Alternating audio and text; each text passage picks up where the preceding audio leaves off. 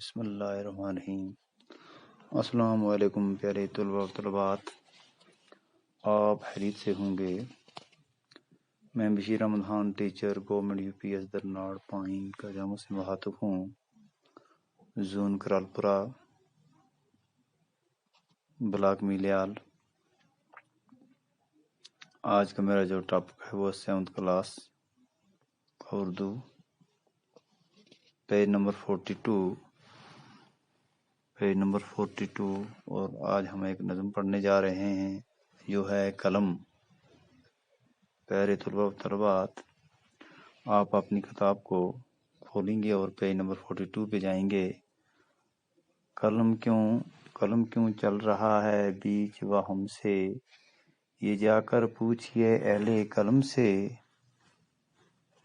قلم سے، عجائب اس کی سب گلکاریاں ہیں، تو عجب ہے اس گوہر باریاں ہیں۔ کہیں یہ بادشاہ ہاتھ بن کر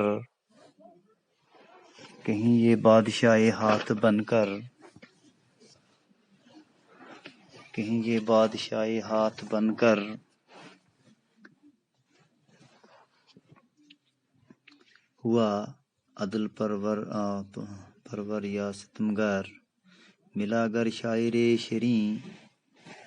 شریع بیاں کو، تو حیران کر دیا اہل جہاں کو۔ مصور کو جو یہ ہاتھ میں پہنچا،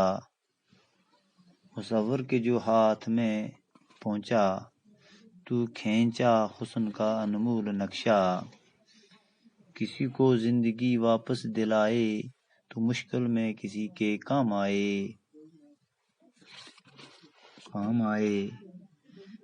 کسی کی آن میں قسمت پلٹ دے، کسی بدبخت کو تختہ الٹ دے۔ جہاں میں ہے یہ کیا کیا گل کھلاتا، ہزاروں اپنے جوہر ہیں دکھاتا۔ پیارے طلباء و طلبات، اس نظم کو لکھنے والا جو ہے وہ ہے نشاط انصاری۔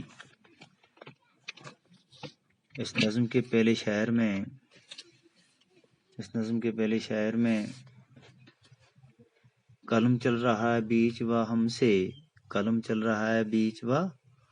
سے، یہ جا کر پوچھئے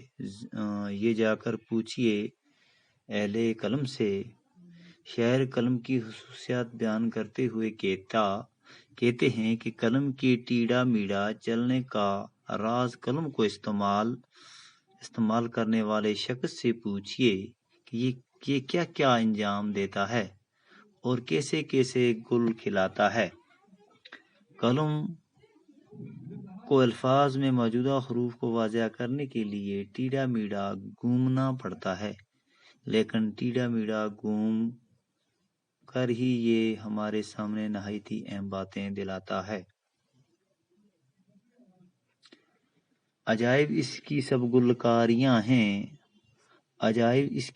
گلکاریاں ہیں، تو عجب خیز گوہر باریاں ہیں۔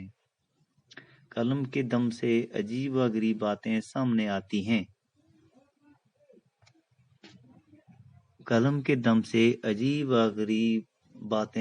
آتی ہیں۔ یہ حیرت ناک موتی